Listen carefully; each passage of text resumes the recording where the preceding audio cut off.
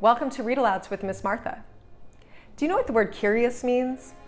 I think most people would say that curious is to wonder or to want to know more about something. In the following story, Because I Love You by Max Lucado, the character Paladin is a little too curious. In fact, it actually gets him in a little bit of trouble. Please follow along as we read Because I Love You by Max Lucado. I would like to also dedicate this story to my godchildren, Ava and Marcus. It was wonderful celebrating your baptisms with you last week. Congratulations. Because I Love You.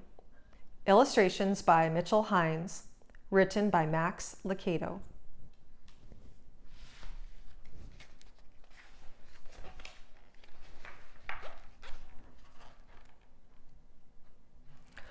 Long ago in a land far away, and unlike any you've ever seen, there lived a wise man named Shaddai. Shaddai was a large man with a tender heart. He had bright blue eyes and a long thick beard. When he laughed, which is something he did often, his cheeks would lift until his eyes became half moons of joy. When he sang, which is something else he did often, everything stopped to listen. Tall aspens would bend, squirrels, butterflies, and birds would pause. Even the children would turn when they heard his voice, and well, they should. It was for them he sang. And for the children, Shaddai had built a wonderful village. It was more than any child could dream. The children plunged into the sky blue pond. They squealed as they soared high on the swings hung from the apple tree branches. They scampered through the meadows and giggled in the orchards. The sun never seemed to set too early, and the cool night sky always brought a quiet peace. And most of all, Shaddai was always near. When Shaddai wasn't in the meadow with the children or in the orchards with the children, he was in the workshop with the children. They loved to be with him while he worked. They loved to smell the sawdust, hear him sing, and watch him carve a chair out of a log or make a table out of a tree.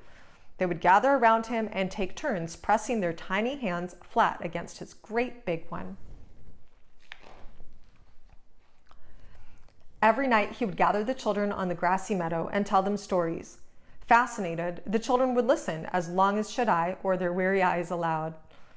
The children loved Shaddai, and Shaddai loved the children. He knew they each one by name, and he knew everything about them. He knew Lucy's love of birds. He knew Roland's fear of darkness. He knew Daphne was friendly and Spencer was shy. He knew Paladin was curious. When one of them called his name, he dropped whatever he was doing and turned. His giant heart had 100 strings, each held by a different child, and Shaddai loved each one the same. That's why he built the wall. The wall was a high stone fence surrounding the village. Shaddai had built it rock upon rock. The wall was so tall it stood high above Shaddai. Even if he stretched his arms as high as he could, he still couldn't touch the top of the wall. He spent days building it, and as he built, he did not sing. A deadly forest stood outside the village. As Shaddai built the fence, he would often pause and look into the shadows beyond. Cruel thorns and savage beasts and hidden pits filled the dark forest. It was no place for the children Shaddai loved. Beyond the wall is danger, he would tell the children in solemn tones. You were made for my village, not for the terrible land beyond. Stay with me, it's safe here. But in his heart he knew it was only a matter of time. The day he placed the final stone on the wall, he returned to his shop, took a long aspen branch, sat down at his bench, and carved a staff. Shaddai stood the staff in a corner. I'll be ready, he told himself. Sometime later, a boy ran into Shaddai's workshop. The sandy-haired child, with searching eyes and restless energy, brought the maker both joy and concern. Shaddai! In one motion, the maker dropped his hammer and turned. What is it, Paladin? The boy spoke in spurts as he gasped for air. The wall! I found a hole. It's a big opening, sir. The boy's hand stretched to show the size. Someone could crawl through it. Shaddai pulled over a stool and sat down. I knew it would be you, Paladin, my child. Tell me, how did you find it? I was walking along the wall searching for holes. Paladin paused, surprised that Shaddai knew. Yes, I was looking for holes. So you could see out into the forest? I was curious, Shaddai. I wanted to know why you won't let us go out there. Why is it so bad? Shaddai motioned for the boy to come to him. When Paladin came near, the maker cupped the small face in his hands and lifted it so the boy would look directly into his eyes. The urgency of the look caused Paladin's stomach to feel empty. Paladin, listen to me. The lands out there are not for you. They are not for me. A journey into the forest will hurt you. You were not made for those lands. Let your feet carry you to the many places you can go, not to the one place you can't. If you leave here, you will not find the way back. Paladin spoke softly. You will fix the hole then? No, Paladin. I created the hole because I love you very much. But you just said you don't want us to leave. I don't want you to leave. I want you to stay with me, but I did make the opening when I built the wall. But if you don't fix it, said Paladin, the children might leave. I know, Paladin, but I want the children to stay because they want to, not because they have to. Paladin didn't understand. Uncomfortable, he turned to leave. He needed to think about what Shaddai had said. As he entered the sunlight, he looked back into the shop. There sat Shaddai, leaning backwards, still watching.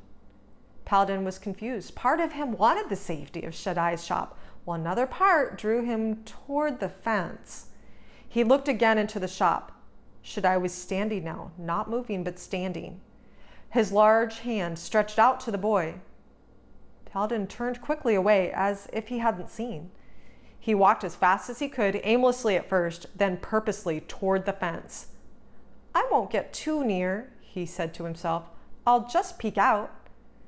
Questions came as quickly as his steps. Why do I want to do what Shaddai doesn't want me to do? Why am I so curious? Is it so wrong to want to see beyond the fence? By now, Paladin was at the hole. Without stopping to think, he lay his stomach and squirmed through just far enough to stick his head out the other side. I'll just take a quick look, he told himself. What could be wrong with that? Shaddai said he made the hole because he loved us. I wonder, what's he keeping from me? As if his knees were moving on their own, Paladin crawled farther. Soon he was through the hole and on the outside of the wall. He rose slowly to his feet. For several moments he didn't move. He wondered if something would come out of the trees to hurt him. Nothing did. He relaxed his shoulders and sighed. It's not so bad, he said aloud. It's nice out here. What was Shaddai worried about? Paladin began walking into the forest. Twigs snapped beneath his bare feet. Sweet flowers scented the air. I don't see any scary creatures, he thought. The trees were so thick he could barely see the sky. Just a few steps into the woods, he said aloud, to see what it's like. After a dozen more steps, he stopped. He liked the wilderness. Nothing to fear here. For the first time in his young life, he believed that Shaddai was wrong. Just wait until I tell the others. And he turned to go back through the hole. But the hole was gone.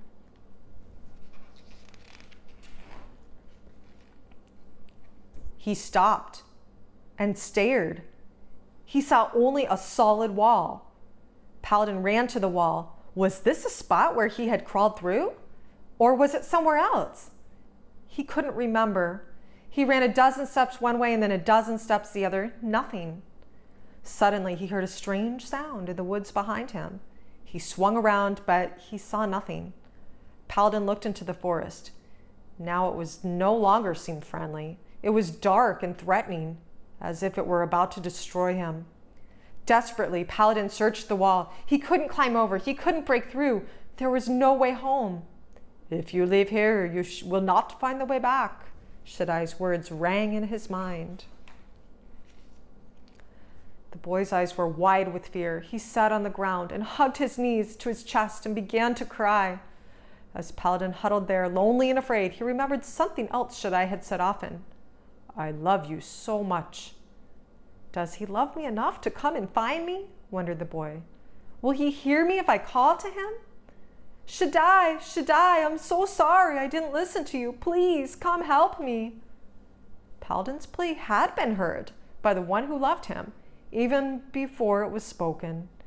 For as the boy left Shaddai's workshop, the maker had watched him as long as he could. When Paladin was out of sight, Shaddai turned, not to take up his work, but to remove his apron. He hung his tools on the wall. Then he reached into the corner and took the staff, the one he'd carved after he finished the wall. Even before Paladin had reached the wall, Shaddai had left the shop. Even before Paladin had asked for help, Shaddai was on the way to give it. Even before the hole in the wall had been closed, Shaddai had opened another. His strong hands pulled away the rocks until he could see into the forest.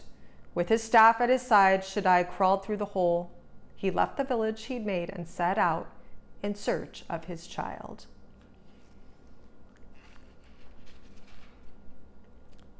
The end.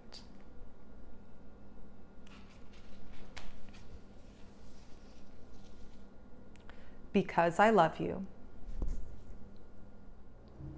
So what did you think of the story?